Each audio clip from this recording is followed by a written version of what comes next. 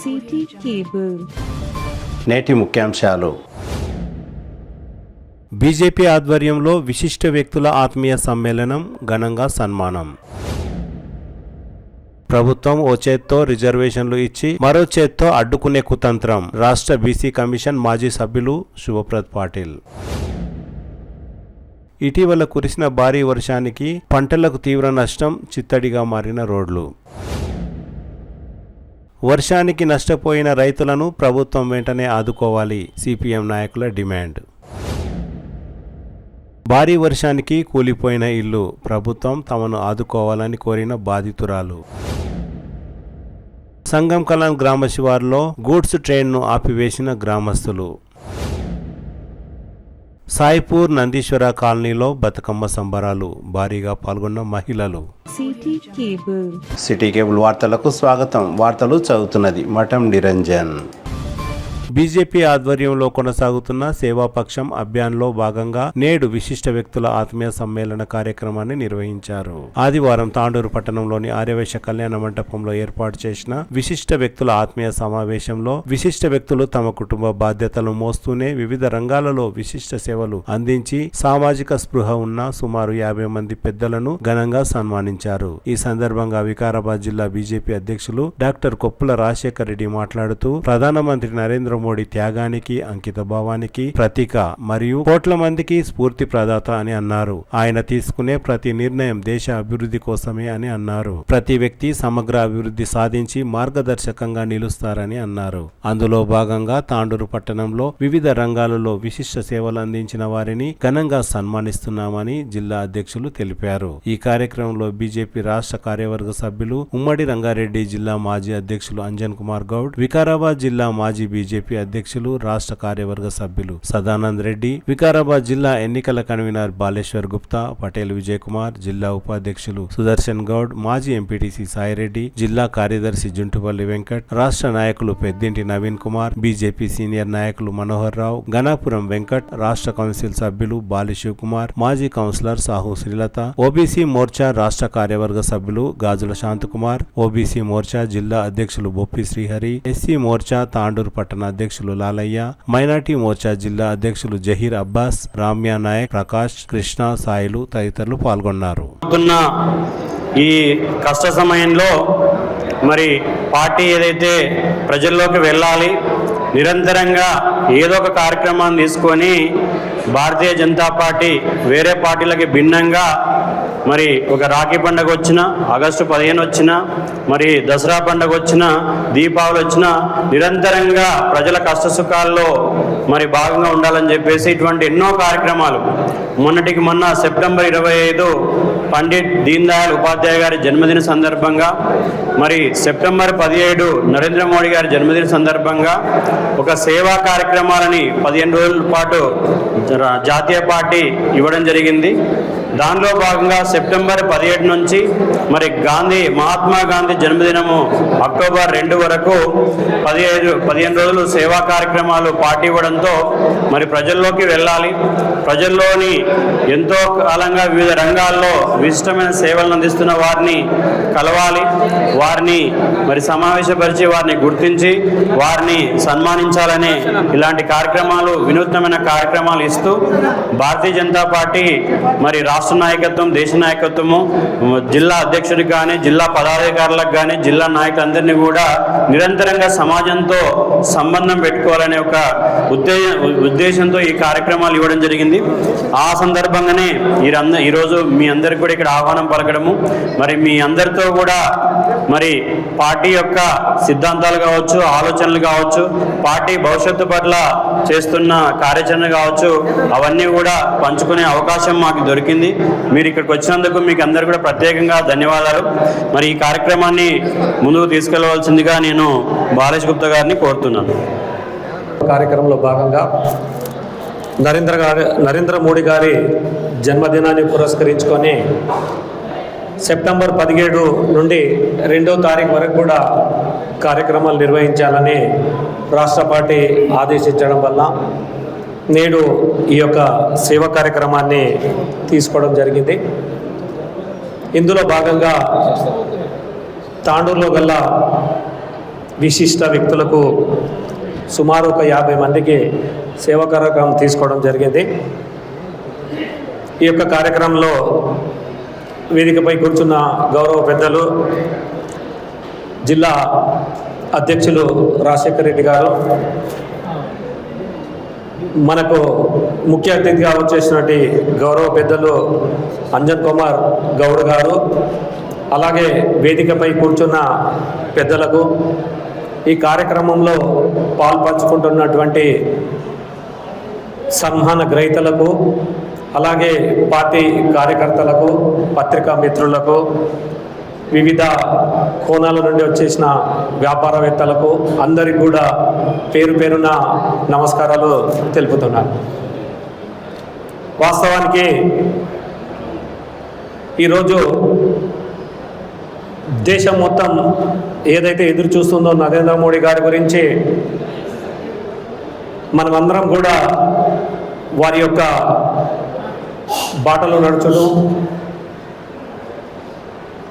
వారు చేసే ప్రతి కార్యక్రమానికి మనందరి తోడ్పాటు అందిస్తూ మనము ముందుకెళ్ళినట్లయితే ఈరోజు మన జాతీయ స్థాయిలో కానీ రాష్ట్ర స్థాయిలో కానీ జరుగుతున్న పరిణామాలన్నీ కూడా మనం దృష్టిలో ఉంచుకొని మనమందరం కూడా ముందుకెళ్ళవలసిన అవసరం ఎంతైనా ఉంది. వాస్తవానికి పార్టీ ఏదైతే ఆదేశిస్తుందో దాన్ని అన్నింటినీ కూడా జనాలకు తీసుకొని వెళ్ళి పార్టీ కార్యక్రమాలన్నీ కూడా తీసుకొని మనం ఈరోజు ముందుకెళ్ళవలసిన అవసరం ఎంతైనా ఉంది. కాబట్టి దాంట్లో భాగంగానే ఈరోజు ఈ కార్యక్రమాన్ని చేపట్టడం జరిగింది. కాబట్టి ఇక్కడ వచ్చిన వ్యక్తులందరూ కూడా ఏదైతే మనం సన్మానించదగినమో వారందరూ కూడా వివిధ కోణాలలో వారి యొక్క ప్రతిష్టను చూపించిన వారే. కాబట్టి వాళ్ళందరినీ కూడా గుర్తించి ఈరోజు తాండూర్ భారతీయ జనతా పార్టీ తరఫున వారికి సన్మానించాలని పార్టీ నిర్ణయించింది.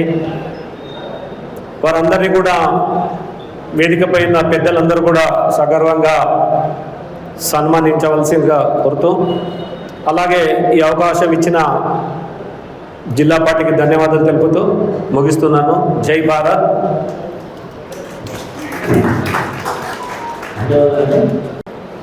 మన ప్రియతమ ప్రధానమంత్రి నరేంద్ర మోడీ గారి యొక్క జన్మదిన సందర్భంగా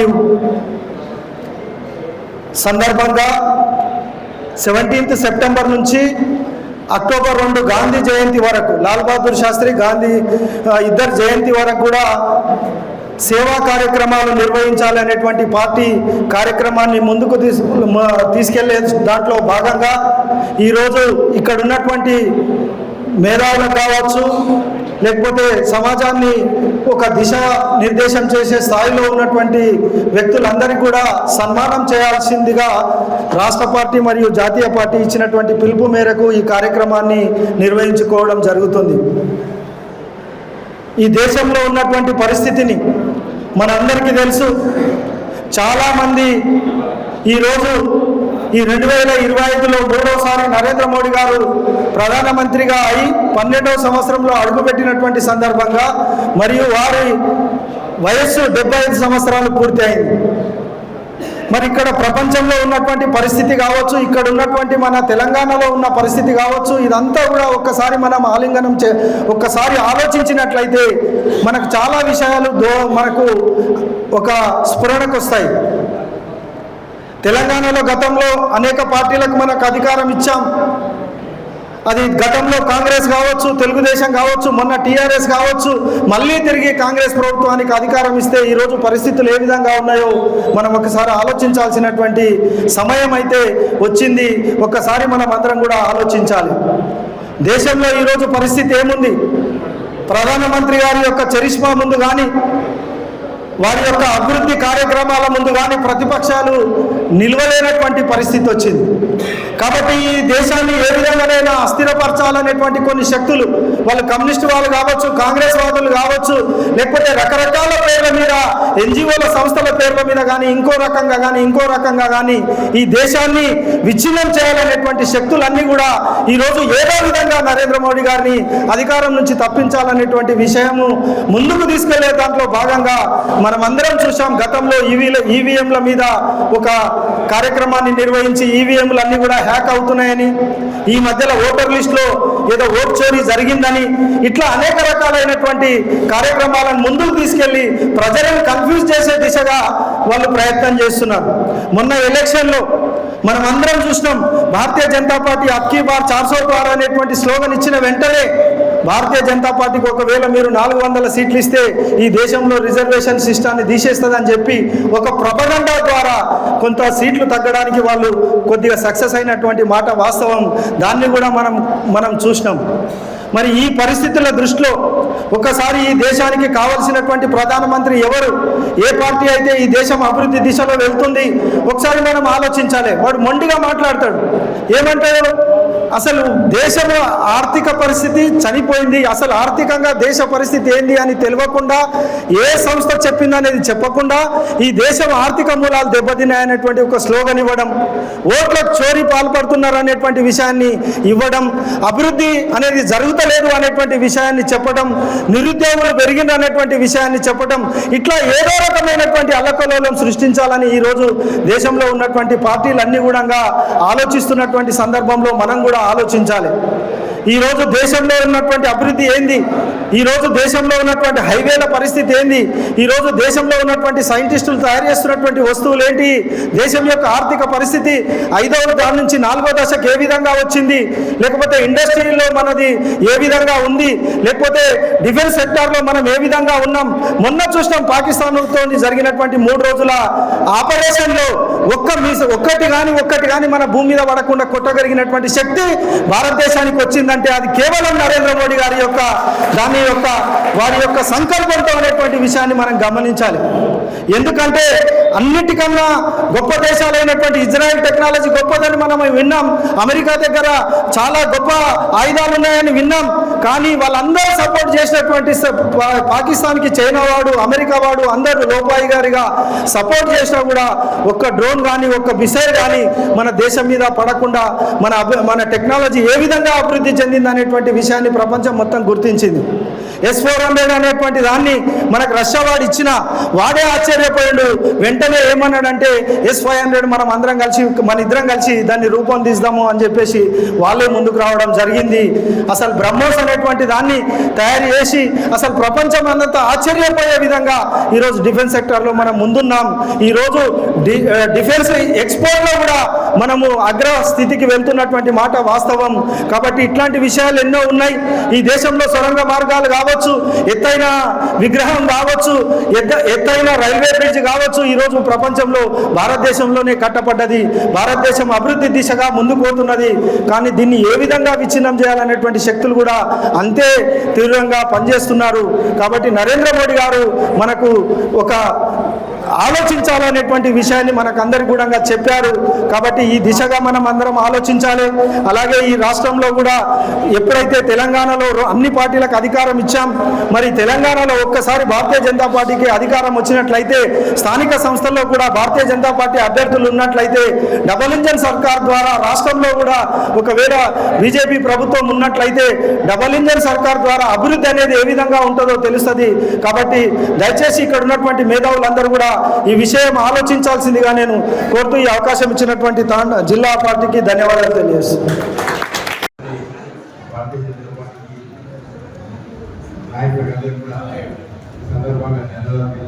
నాకెంతో మాకు సంస్థ అనుబంధం ఉంది. బిజెపిలో గతంలో కూడా అటువంటి విద్యార్థి పరిస్థితులు కూడా నేను ఇక్కడ ఈ ఫీల్డ్లోకి రావడం జరిగింది. అప్పుడు ఉత్తమ విద్యార్థులకు అభినందన కార్యక్రమాన్ని ఏర్పాటు చేసేది. కానుకలో గతంలో జర్పాడు విషయంలో బీజేపీ రాష్ట్ర ఉపాధ్యక్షులు కూడా ఇక్కడ ఒక కార్యక్రమాన్ని ఏర్పాటు చేయడం జరిగింది. అగ్రవాళ్ళు ఇద్దరు తరఫున తర్వాత బీజేపీలో కూడా పిఎస్సీ ఇక్కడ పనిచేశాను. పెద్దమ్మ మండల పార్టీ అధ్యక్షుడిగా జనరల్ సెక్రటరీగా మరి జిల్లా కార్యవర్గ సభ్యులుగా పనిచేసే అవకాశం కలిగిన తర్వాత జర్నలిజంలో 1994 నుంచి కూడా మరి 94 నుంచి ఇప్పటి వరకు కూడా పనిచేస్తున్నాను. శివరాత్రులతో కలిసి జనసేవ కార్యక్రమాలు కూడా పనిచేస్తున్నాను. అందరూ కలిసి చాలా కార్యక్రమాలు విజయ్ కుమార్ కూడా కలిసి పనిచేస్తాను. నేను పాజిటివ్గా శివాన్ని కలిసి పోటీ చేసిన వాళ్ళు కాబట్టి వాటితో మనకు ఎంతో ఆనందం అనేది మా సమస్యలు తెలియజేస్తూ నాకు ఈ అవకాశాన్ని సన్మానం చేసే అవకాశం నేను అందరికీ దయచేసి అందరికీ కూడా ధన్యవాదాలు తెలియజేస్తున్నాను. సబ్కా వికాస్ అన్నట్టు పెద్దలు గౌరవైన ప్రధానమంత్రి గారికి ఆయన జన్మదిన సందర్భంగా శుభాకాంక్షలు తెలియజేసుకుంటూ మరి పెద్దలకు ఈ కార్యక్రమానికి విచ్చేసిన ప్రముఖులకు అందరికీ నాకు హృదయపూర్వక నమస్కారాలు తెలియజేసుకుంటూ నేను దాదాపు 25 సంవత్సరాలు 30 సంవత్సరాల నుంచి బీసీ సంఘం జాతీయ అధ్యక్షులైన గౌరవనీయులైన పార్లమెంట్ సభ్యులు ఆర్ కృష్ణయ్య గారి ఆధ్వర్యంలో పనిచేసుకుంటూ మరి ఈరోజు ఈ ప్రాంతంలో ఒక మైనార్టీ అయినా కానీ నన్ను ఈ పార్టీ గుర్తించి ఈ సన్మానం చేసినందుకు వారికి నేను రుణపడి ఉంటానని తెలియజేసుకుంటూ మరి భారతదేశంలో భారత రత్న అవార్డుని ఎట్లా ఇస్తారో ఈరోజు తాండూరులో తాండూరు రత్న అవార్డుని నాకు ఇచ్చినందుకు శిరస్సు వందనాలు తెలుసుకుంటూ దీనికి అందరికీ నా యొక్క హృదయపూర్వక ధన్యవాదాలు తెలుపుకుంటూ మరి ఈ సన్మానం నాకు కాదు మాకు జన్మనిచ్చిన సయ్యద్ గౌస్ కు సన్మానం అని సందర్భంగా తెలియజేసుకుంటూ మరింత ఈ సన్మానం నాకు మరింత బలోపేతం చేసింది. చిరస్థాయిగా నా ప్రాణం ఊపిరినంత వరకు ఈ బీసీ సంఘానికి ప్రజలకు సేవకు అంకితం అవుతానని తెలియజేసుకుంటూ ధన్యవాదాలు. మేము విశ్వ హిందూ పరిషత్ అనేక కార్యక్రమాలు చేపట్టడం జరిగింది. నిత్య గీతా ఉపాసకులు ఈ ప్రాంత గారిని వారు వెనుకబడినటువంటి అతిథులందరూ కూడా సన్మానిస్తున్నారు. పాల్గొంటూ తనదైన శైలిలో ఈ తాండూరు ప్రాంతంలో ముద్ర వేసుకున్నటువంటి వ్యక్తి శ్రీ భగవాన్ వారు సిద్ధంగా ఉండాలి. శ్రీ రాజగోపాల్ శారద గారు శారద పుణ్య దంపతులకు జన్మించారు. శ్రీ పిచ్చమ్మ బసప్ప దంపతులకు జన్మించారు. వీరు తాండూరు జూనియర్ కళాశాల ప్రిన్సిపల్ గా విధులు నిర్వహిస్తున్నారు. వీరి భర్త గారు శ్రీ నటరాజు గారు వీరు మాస్టర్ అథ్లెటిక్స్ జన్మించారు. వీరు చాలా సంవత్సరాలుగా ఇక్కడ ఆంధ్రజ్యోతి పత్రికలో పాత్రికేయులుగా పనిచేస్తూ సీనియర్ పాత్రికేయులుగా ఉన్నారు. జన్మించారు. వీరు తాండూరు ప్రాంతంలో గీతా సత్సంగ సమితి వ్యవస్థాపకులుగా వ్యవహరిస్తూ సిద్ధంగా ఉండాలి.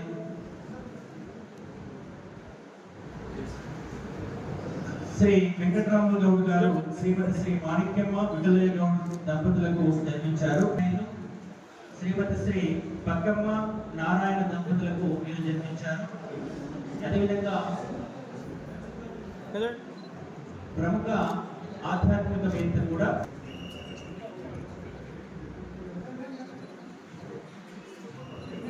శ్రీ కోసి తిప్పయ్య గారు శ్రీమతి శ్రీ కీర్తిశేషులు పద్మావతి నారాయణ పుణ్యదంపతులకు జన్మించారు. వివిధ ఉద్యమాల్లో పాల్గొంటూ ముఖ్యంగా బీసీ ఉద్యమకారిగా పేరుగాంచినటువంటి వ్యక్తి శ్రీ షుగూర్ గారు.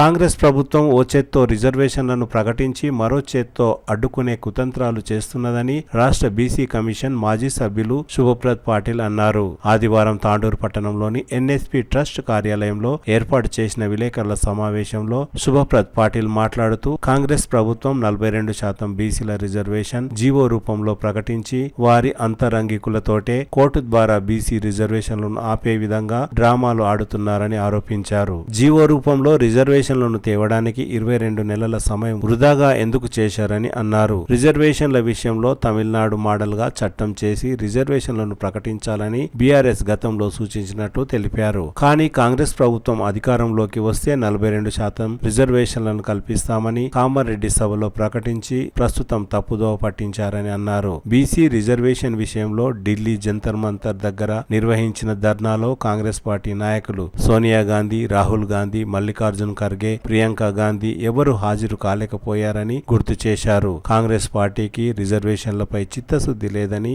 అనవసర డ్రామాలు ఆడుతున్నారని ఆరోపించారు. 6 గ్యారెంటీల అమలులో తదితర హామీలలో కాంగ్రెస్ ప్రభుత్వం పూర్తిగా విఫలమైందని అన్నారు. వచ్చే ఎన్నికల్లో కాంగ్రెస్ పార్టీ మోసాలను ప్రజలకు వివరించి తగిన బుద్ధి చెబుతామని అన్నారు. ఈ కార్యక్రమంలో భాను, శ్రీధర్, మనోహర్, సిద్దికి తదితరులు పాల్గొన్నారు. బీసీ డిక్లరేషన్ అని కామారెడ్డిలో కాంగ్రెస్ పార్టీ వాళ్ళు ఒక డిక్లరేషన్ చేసి మేము అధికారంలోకి వస్తే మొత్తం కూడా ఈ 42% రిజర్వేషన్ పెంచుతాం బీసీలకు. అదేవిధంగా చాలా హామీలు ఇచ్చారు బీసీలకు.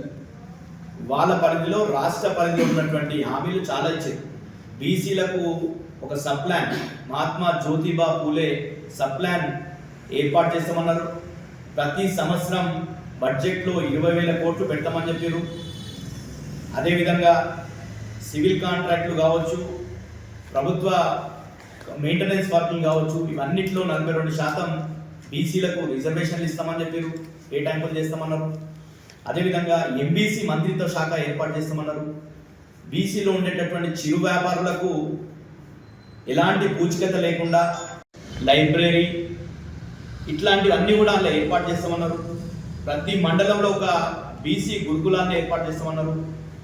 అదేవిధంగా ఈరోజు బీసీల్లో వైన్ షాపులలో గౌడన్నలకు 15% రిజర్వేషన్ కేసీఆర్ గారు కల్పిస్తే మేము దాన్ని 25% పెంచుతామన్నారు. ఇట్లా ముద్రాజులను బీసీ డి నుండి బీసీ ఏ గ్రూప్లో మారుస్తామన్నారు. ఇట్లా చాలా కార్పొరేషన్లు ఏర్పాటు చేస్తామన్నారు. రకరకాల హామీలు ఈ కాంగ్రెస్ పార్టీ ఇవ్వడం జరిగింది. దీంట్లో ఒక్క హామీ కూడా దాదాపు 60 అంశాలతోనే హామీలు ఇచ్చేది. కార్పొరేషన్ల ఏర్పాటు కావచ్చు, పద్మశాలీలకు కావచ్చు, మంగళి స్వర్ణకారులకు అన్ని రకాల కులవృత్తులకు ప్రోత్సాహిస్తామన్నారు. ఇట్లా ఏ దానికి మోడర్న్ దోబిగాడ్లకు ప్రతి నియోజకవర్గంలో మోడర్న్ దోబిగాడ్లని ఏర్పాటు చేస్తామన్నారు. దానికి ఒక 10 కోట్లు కేటాయిస్తామని చెప్పారు. ఇట్లా అనేక రకాల హామీలు ఇచ్చినటువంటి కాంగ్రెస్ ప్రభుత్వం ఈరోజు ప్రభుత్వంలోకి వచ్చిన తర్వాత ఒక్క హామీని కూడా నెరవేర్చలేదు. ఈరోజు వాళ్ళు చెప్తున్నది ఏంటి, మేము 42% రిజర్వేషన్లు ఇస్తామని చెప్తున్నారు స్థానిక సంస్థలు. ఈ రిజర్వేషన్లు ఇచ్చే అంశానికి సంబంధించి గతంలో ఒక డెడికేటెడ్ కమిషన్ వేసి ఆ కమిషన్ ద్వారా అధ్యయనం చేసి రిజర్వేషన్ పెంచుతామన్నారు.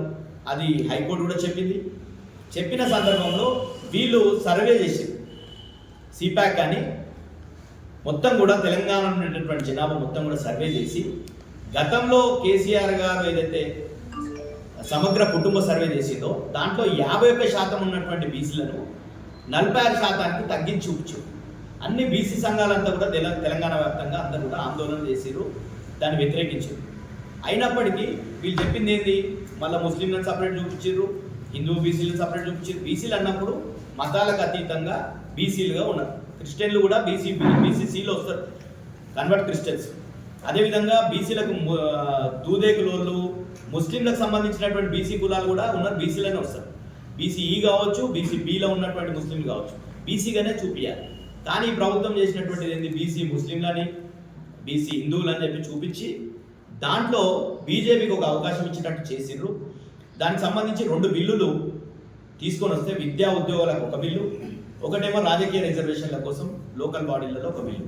2 బిల్లులు తీసుకొని వస్తే మార్చి 2024లోనే అన్ని పార్టీలు, బీఆర్ఎస్ కావచ్చు, బీజేపీ కావచ్చు, ఎంఐఎం కావచ్చు, అన్ని పార్టీలు కూడా ఏకగ్రీవంగా మద్దతు పలికితే ఆ బిల్లులని గవర్నర్కి పంపారు.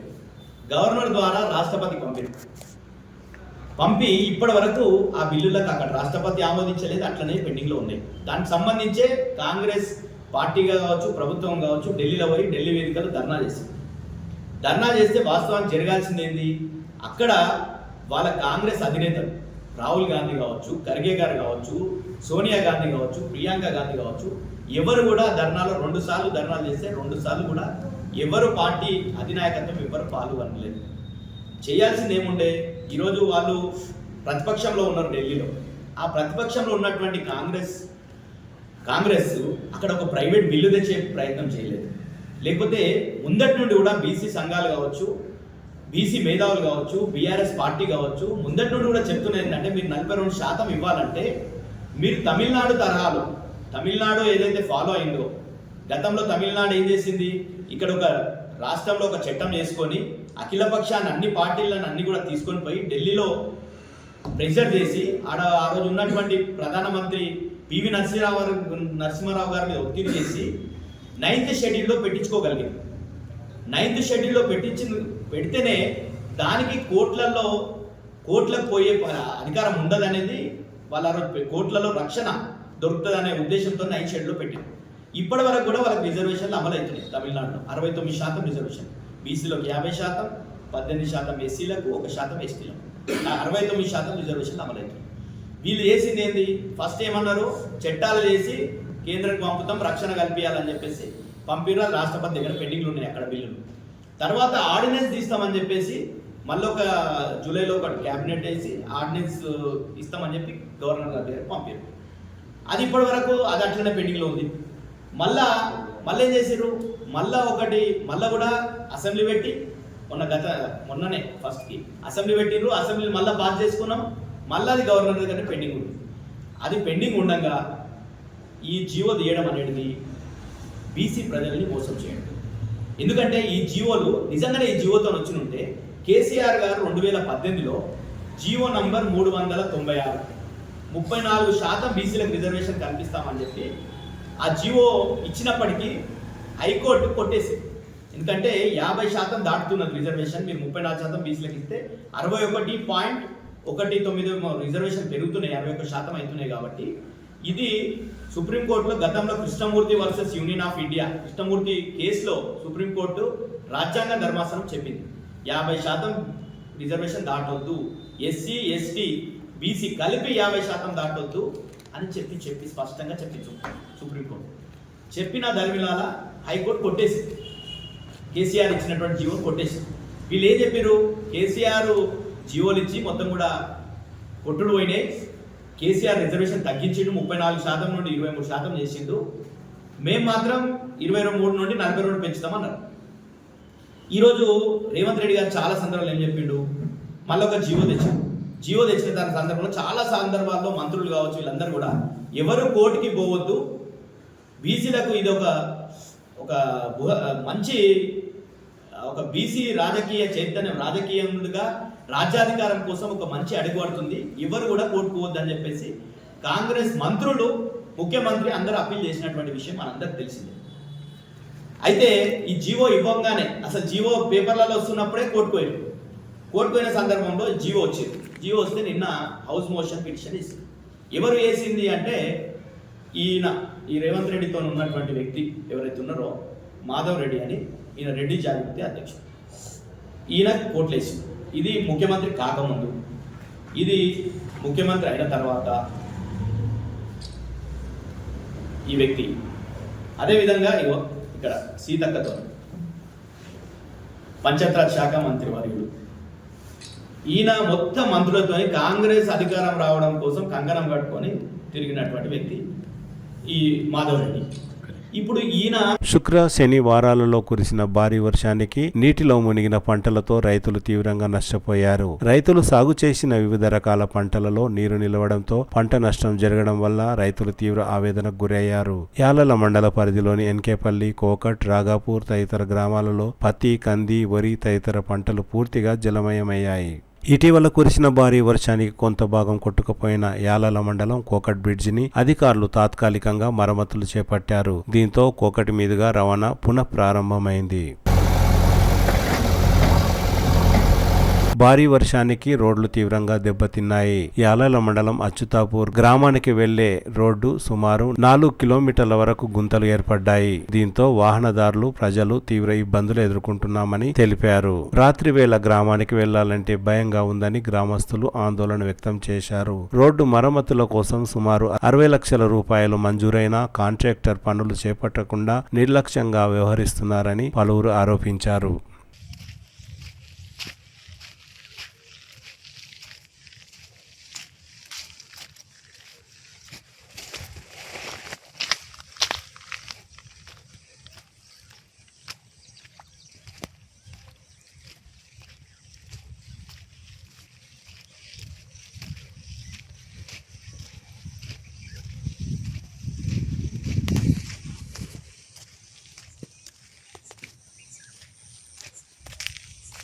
ఇటీవల కురిసిన భారీ వర్షానికి నాపరాతి గనుల్లో నీరు నిలిచింది. దీంతో నాపరాతి గనులపై ఆధారపడిన వ్యాపారస్తులు, కార్మికులకు పని లేకుండా తీవ్రంగా నష్టపోతున్నారు. గనులలో నీరు నిండడంతో తాండూరుకు ప్రధాన వనరుగా ఉన్న నాపరాతి పరిశ్రమ కుంటుపడింది.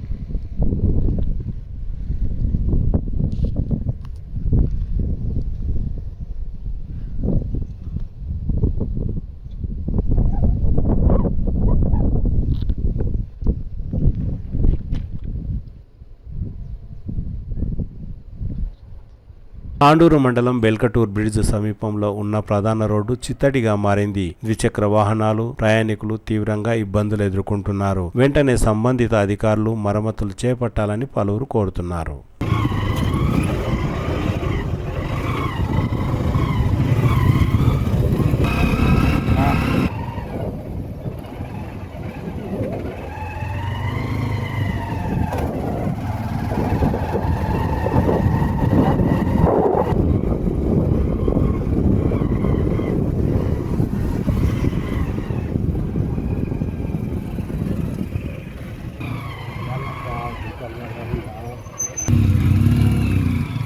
భారీ వర్షాలకు నష్టపోయిన రైతులను ప్రభుత్వం వెంటనే ఆదుకోవాలని సిపిఎం నాయకులు డిమాండ్ చేశారు. ఇటీవల కురిసిన భారీ వర్షానికి తాండూరు నియోజకవర్గంలో నష్టపోయిన రైతులకు ఒక్కో ఎకరానికి 25,000 రూపాయలను, కూలిన ఇండ్లకు ఇందిరమ్మ ఇండ్లను మంజూరు చేసి ప్రజలను ఆదుకోవాలని సిపిఎం నాయకులు డిమాండ్ చేశారు. ఆదివారం సిపిఎం జిల్లా కార్యవర్గ సభ్యులు శ్రీనివాస్ మాట్లాడుతూ కాంగ్రెస్ ప్రభుత్వం వెంటనే భారీ వర్షాలకు నష్టపోయిన రైతులను ఆదుకోవాలని, ఒక్క ఎకరాకు 25,000 ఇచ్చి ఆదుకోవాలని, కూలిపోయిన ఇండ్లకు ఇందిరమ్మ ఇళ్లను మంజూరు చేయాలని డిమాండ్ చేశారు. చిలకవాగు కబ్జాలను తొలగించాలని సిపిఎం నాయకులు డిమాండ్ చేశారు. లేదంటే తాండూరు సబ్ కలెక్టర్ కార్యాలయం ముందు భారీ ఎత్తున నిరసన చేపడతామని హెచ్చరించారు. ఈ కార్యక్రమంలో కృష్ణ, జైపాల్, సతీష్, మల్లేష్, వెంకటప్ప తదితరులు పాల్గొన్నారు.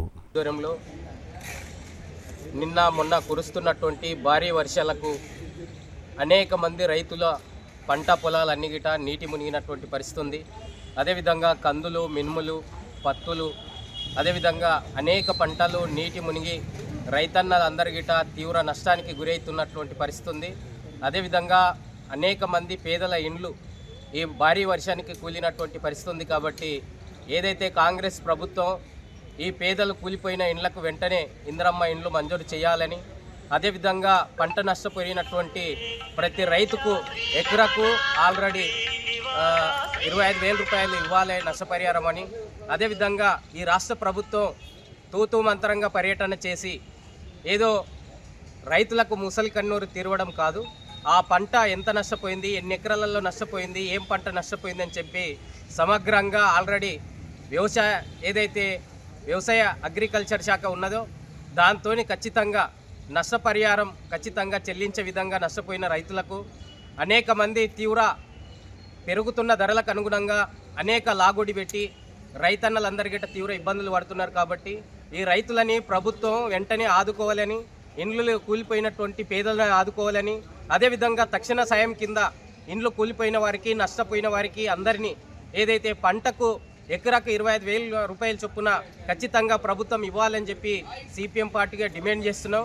ఎందుకోసం అంటే పేదలు అనేక కష్ట నష్టాలు పడుతూ తీవ్ర ఇబ్బందులు, రైతన్నలందరికీ పంట పండించి ఏదైతే ఈ దేశానికి తిండి పెట్టి రైతులు ఈసారి భారీ వర్షాల కారణంగా అనేక పంట నష్టాలు నీటి మునగడం వల్ల వాళ్ళ కన్నీరు మున్నీరై చెప్పి వారి కుటుంబాలన్నీ రోడ్డు మీద పడుతున్నటువంటి పరిస్థితి. కాబట్టి ప్రభుత్వము, ఎమ్మెల్యేలు, మంత్రులు వెంటనే అన్ని గ్రామాలలో పర్యటన చేసి ఏ గ్రామంలో ఎన్ని ఎకరాలు నష్టపోయింది, ఏమేమి పంటలు నష్టపోయినాయని చెప్పి ప్రతి గ్రామంలో ఖచ్చితంగా అక్కడ పర్యటన చేసి తక్షణ సాయం కింద రైతులందరికీ ఎకరాకి 25,000 రూపాయలు అంచనా వేసి ఇవ్వాలని చెప్పి సిపిఎం పార్టీగా డిమాండ్ చేస్తున్నాం.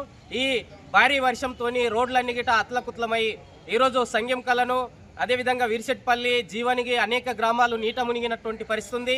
ఇండ్లకు నీరు వచ్చినటువంటి పరిస్థితి ఉంది.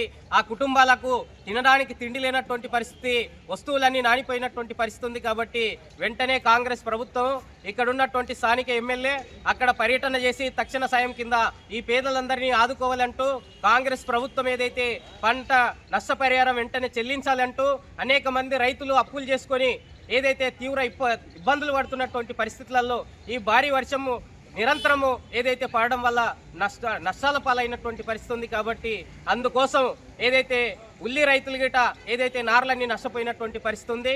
కాబట్టి ఇటువంటి ప్రతి పంట నష్టపోయినటువంటి పరిస్థితులలో రైతులందరి గిట అప్పులు తెచ్చి పెట్టినటువంటి దానికి తీవ్ర ఇబ్బందులు ఎదుర్కొంటున్నారు. కాబట్టి దీన్ని వెంటనే తక్షణమే రైతులందరినీ ఆదుకునే విధంగా, పేదలు ఇండ్లు కూలిపోయిన వారిని ఆదుకునే విధంగా ఈ రాష్ట్ర ప్రభుత్వం, కాంగ్రెస్ ప్రభుత్వం స్పందించి పర్యటనలు చేసి ఆదుకోవాలని చెప్పి డిమాండ్ చేస్తున్నాం. లేకపోతే ఈ రైతులని ఏదైతే పేదలని ఇండ్లు కూలిపోయినటువంటి వాళ్ళందరినీ గిట సమీకరణ చేసి పెద్ద ఎత్తున తాండూరు సబ్ కలెక్టర్ కార్యాలయాన్ని అక్కడ ఖచ్చితంగా ముట్టడిస్తామంటూ వారిని ఆదుకోకుంటే భవిష్యత్తులో ఇదే రకంగా నిర్లక్ష్యం చేస్తే మరింత తీవ్ర పరిణామాలు ఎదురవుతాయి. కాబట్టి ఈ వర్ష సూచనకు రాబోయే రోజులలో ఖచ్చితంగా ప్రభుత్వం ముందస్తు చర్యలు తీసుకోవాలని చెప్పి ఈ సందర్భంగా డిమాండ్ చేస్తున్నాం. అనేక మంది పేద ప్రజలు ఇళ్లకు నీరు పోయి పట్టణంలో గిట సరైనటువంటి డ్రైనేజ్ లేక సరైనటువంటి రోడ్లు లేక కష్టాలు పడుతున్నటువంటి పరిస్థితి ఉంది. కాబట్టి తాండ్రు పట్టణంలో గిట చిలకవాగు అనేది వచ్చిన ప్రభుత్వం వల్ల దాన్ని ఏదైతే గద్దలు ఏదైతే అక్కడ ఉన్నటువంటి చిలకవాగునంతా కబ్జా చేశారు. కాబట్టి ఈరోజు మంది పేదల ఇళ్లకు నీళ్లు పోతున్నటువంటి పరిస్థితి ఉంది. మళ్ళీ తూతు మంత్రంగా ఇక్కడ ఉన్నటువంటి కమిషనరు ఏదైతే డబ్బులు లాక్కోవడం కోసము డబ్బులు ఏదో బిల్లులు లేపుకోవడం కోసము ఇక్కడికి వెళ్ళి అక్కడికి వెళ్ళి ఇక్కడ కాలువలు తీసి పేద ప్రజలకు ఇబ్బందులు కలిగిస్తుండ్రు. కాబట్టి వర్షంలో పేదల ఇళ్లకు ఏదైతే పోయి వారి యొక్క కుటుంబాలన్నీ గిట్ట తీవ్ర ఇబ్బందులు ఎదుర్కొంటున్నారు. కాబట్టి ఇటువంటి వాళ్ళందరినీ గుర్తించి ఎంఆర్ఓ కానీ ఎంపీడీఓ కానీ కలెక్టర్ కానీ వెంటనే ఇక్కడ ఉన్నటువంటి లేకపోతే వాళ్ళందరినీ గిట్ట గ్యాదర్ చేసి తప్పకుండా సబ్ కలెక్టర్ కార్యాలయం ముందు పెద్ద ఎత్తున ధర్నా నిర్వహిస్తామని చెప్పి సిపిఎం పార్టీగా డిమాండ్ చేస్తున్నాం. బషీరాబాద్ మండలం జీవని గ్రామంలో ఇటీవల కురిసిన భారీ వర్షానికి ఓ ఇల్లు కూలిపోయింది. ఇల్లు కూలిపోవడంతో దళిత మహిళ చంద్రమ్మ నిరాశ్రయులుగా మారింది. శనివారం రాత్రి 7 గంటల సమయంలో ఇల్లు గోడ కూలిపోయిందని చంద్రమ్మ తెలిపారు. ఇంట్లో ఎవరు లేకపోవడంతో ప్రమాదం తప్పింది. హరిజన్ వాడకు చెందిన చంద్రమ్మను ప్రభుత్వం ఆదుకోవాలని స్థానికులు యనుమల వీరప్ప, ఏసప్ప, ఎల్లమ్మ, వెంకటప్ప, నాగప్ప, మహేష్ తదితరులు కోరారు.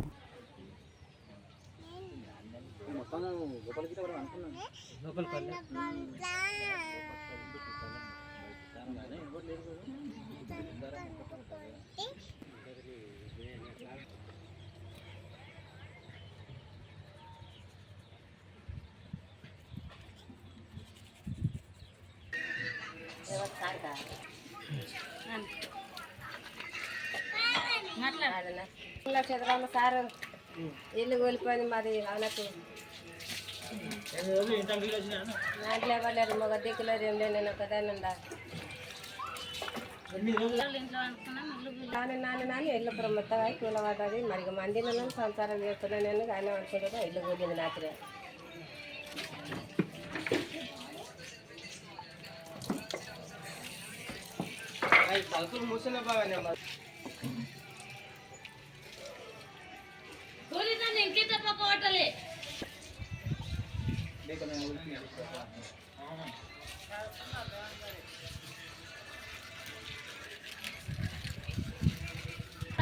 చూసినాము మోకాళ్ళకు నీళ్ళు వచ్చినాయి. నీళ్ళు వచ్చి మొత్తం కూలిపోయింది. వాళ్ళకి ఏమన్నా ప్రభుత్వం సాయం చేయగలని 4 రోజులు సార్ ఇల్లు వర్షం వచ్చి మొత్తం తడిసిపోయింది. ఇల్లు కూలింది. ముసలి పేదది ఉంది. భర్త చనిపోయింది. ఒకటే ఉంది. అమాయకురాలు ఏం తెలియదు ముసలి దానికి మాట్లాడడానికి. ఇక్కడ నిలబడడానికి కూడా చాలా ఇబ్బంది ఉంది. అందుకొరకు మేము దిగినాము. మేము కూడా ఊర్లో ఉంటాము. అందుకే మేము మాట్లాడుతున్నాం సార్. ఏదైనా హెల్ప్ చేయండి అని. పేదది ఉంది. ఏం కండు కనపడాయి. గుడ్డి ఇంట్లో పడి నడుములు ఎరిగిపోయినాయి. నిలబడడానికి రాదు. కూర్చున్నత కంటే జరగదు సార్.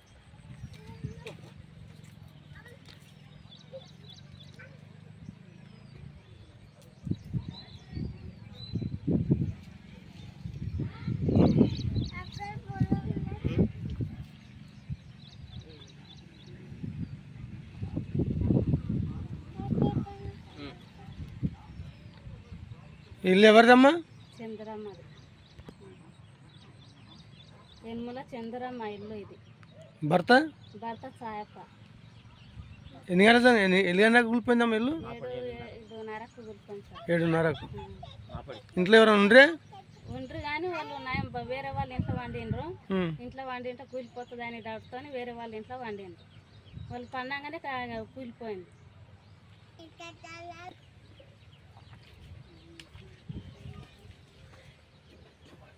తాండూరు మండలం సంగంకలాన్ గ్రామ శివారులో గ్రామస్తులు చిట్టినాడు సిమెంట్ కర్మాగారానికి ముడి సరుకును తీసుకువెళ్తున్న గూడ్స్ ట్రైన్ను నిలిపివేశారు. గతంలో 13 పిల్లర్లతో రైల్వే కల్వర్టును నిర్మిస్తామని కేవలం 3 పిల్లర్లతో కల్వర్టును నిర్మించారని, అందుకే భారీగా నీరు నిలవడం వల్ల నిలిచిన నీరు సంగంకలాన్ గ్రామంలోని తమ ఇళ్లలోకి నీరు చేరడంతో తీవ్ర ఇబ్బందులు ఏర్పడ్డాయని గ్రామస్తులు ఆందోళన చేపట్టారు. సుమారు 50-60 ఇళ్లలో 5 ఫీట్ల వరకు వరద నీరు నిలుస్తున్నదని గ్రామస్తులు ఆందోళన ఆందోళన వ్యక్తం చేశారు. చిట్టినాడు సిమెంట్ కర్మాగారం యాజమాన్యం తమను వెంటనే ఆదుకోవాలని, లేదంటే భారీ ఎత్తున నిరసన చేపడతామని గ్రామస్తులు చిట్టినాడు సిమెంట్ కర్మాగార యాజమాన్యాన్ని హెచ్చరించారు.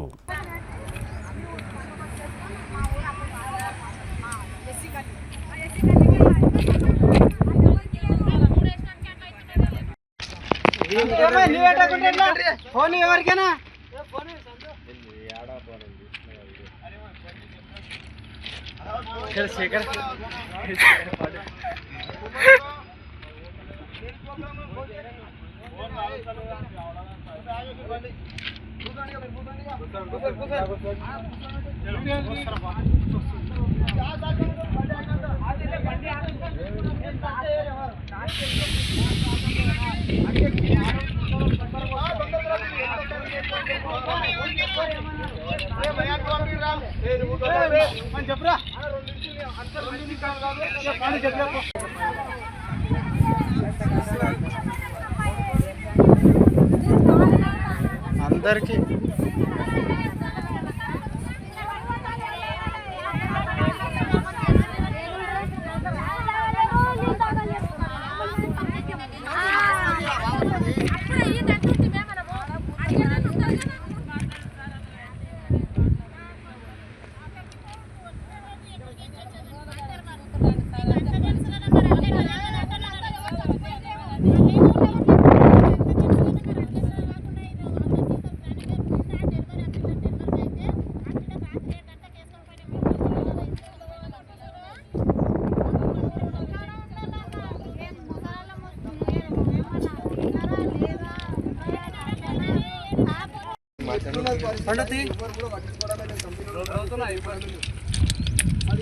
ఒకటి సామాన్కి మనం బయటకు తీసుకునేసరికి పబ్లిక్ బయటకు వేసేసరికి సామాన్లు అన్ని నానిపోయాయి. నష్టం అంటే ఇప్పటికి కూడా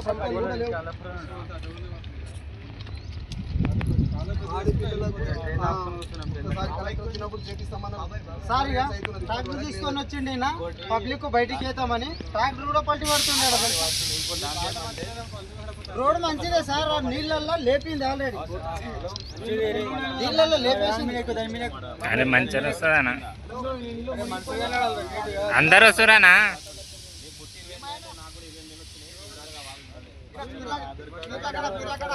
ట్రాక్ లైన్ తర్వాతనే సార్ ఇది, ఇంతకు ముందు అయితే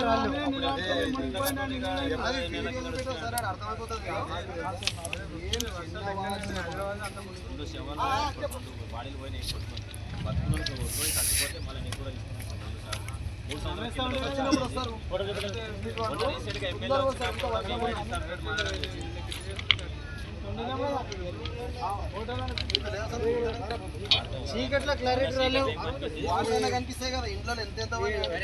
కార్తీన్ ఫోన్ లో బాగా వచ్చినాయి చూడు, కార్తీన్ ఫోన్ ఫోన్ లేడు కానీ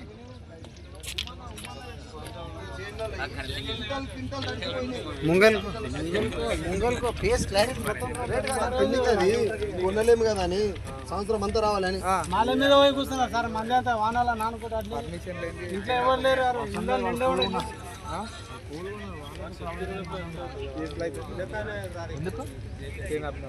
డిమాండ్ చేస్తున్నావు అసలు చెప్పొద్దు సార్. అయితే ఎక్కడ దొరుకుతారు నైట్ లో? ఒక్కసారి ఏదైనా చెవైనా కానీ ఏదే కానీ డెలివరీ కేసు ఊరికే బయటికి వెళ్ళదు. నైట్ 9:30 బాబు వాళ్ళ ఇంత వాటర్ ఉంటే అట్లా తీసుకుపోయినా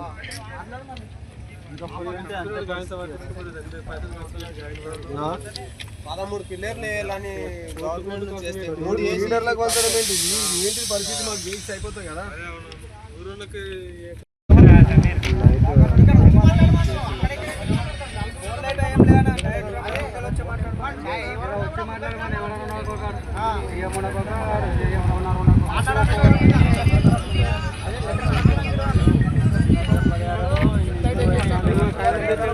ఇప్పుడైతే పని జరగదు, చేయలేము అనుకో. నువ్వు మాకు బియ్యం జేపీ తోటి సంతకం చేసి లెటర్ రాసి మాకు అప్పుడు పోని.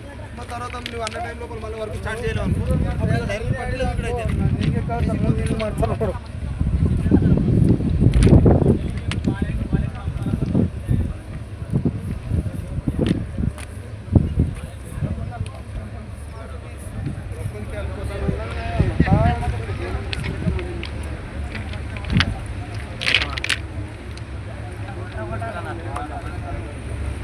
ఇక ప్రసాద్ గారే మొత్తం 2 కిలోమీటర్లు ఎక్కాలి వాళ్ళ బిల్లు ఆపినారు.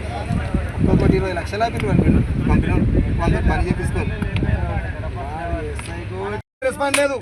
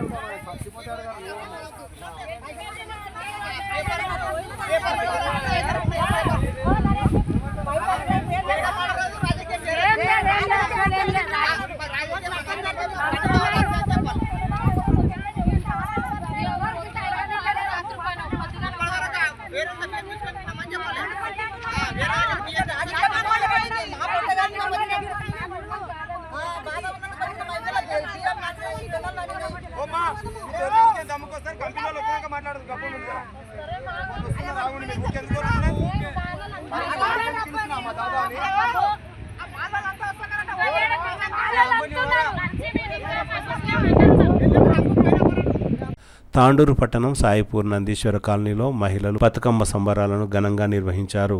ఆదివారం సాయంత్రం రకరకాల పూలతో బతుకమ్మను పేర్చి ఆటపాటలతో బతుకమ్మ సంబరాలను ఉత్సాహంగా నిర్వహించారు.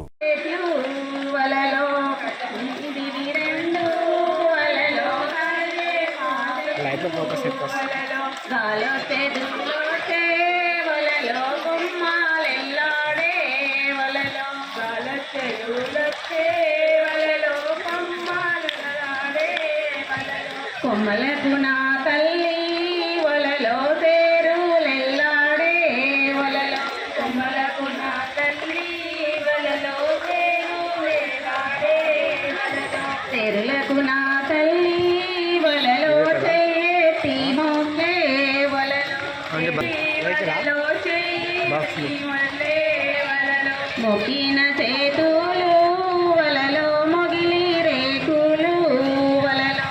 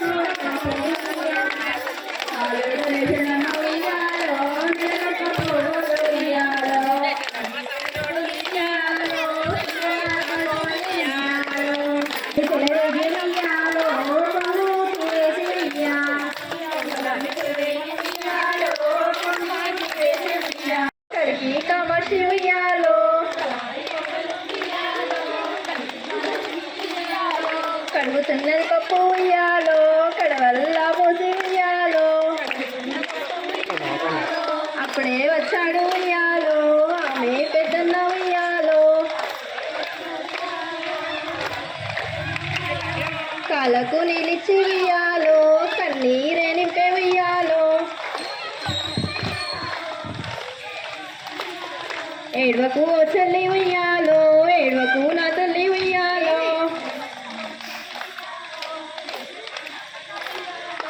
పుట్టింటే నిన్ను ఉయ్యాలో తీసుకెళ్తాను ఉయ్యాలో మా అన్న వచ్చాడు ఉయ్యాలో మంగం పరదు ఉయ్యాలో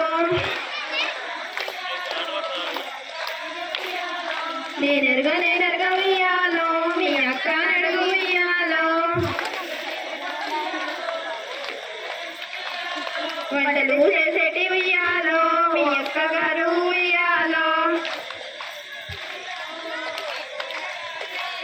మా అన్న వచ్చాడు ఉయ్యాలో మమ్మం పరదు ఉయ్యాలో నేనెరగా ఉయ్యాలో నీ భర్త నడుగు ఉయ్యాలో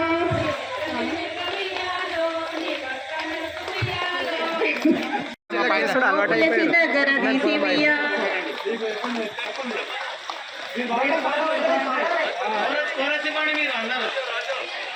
ఉయ్యాలో సతి ధర్మములు కొనియాలో చెప్పెను ఈ రీతి ఉయ్యాలో చెవులకు ఇంపుగా ఉయ్యాలో చెప్పెను ఈ రీతి ఉయ్యాలో చెవులకు ఇంపుగా ఉయ్యాలో భర్త దైవమ్మని ఉయ్యాలో భావించి పూజించి ఉయ్యాలో భర్త దైవమ్మని ఉయ్యాలో భావించి పూజించి ఉయ్యాలో తన చక్కదనమును ఉయ్యాలో దాచుకొని తిరగవలె ఉయ్యాలో తన చక్కదనమును ఉయ్యాలో దాచుకొని తిరగవలె ఉయ్యాలో పడతి చక్కదనము ఉయ్యాలో బయట పెట్టారాదు ఉయ్యాలో పడతి చక్కదనము ఉయ్యాలో బయట పెట్టారాదు ఉయ్యాలో అత్తమామల సేవ ఉయ్యాలో ఇంపుగా చేయాలి ఉయ్యాలో అత్తమామల సేవ ఉయ్యాలో ఇంపుగా చేయాలి ఉయ్యాలో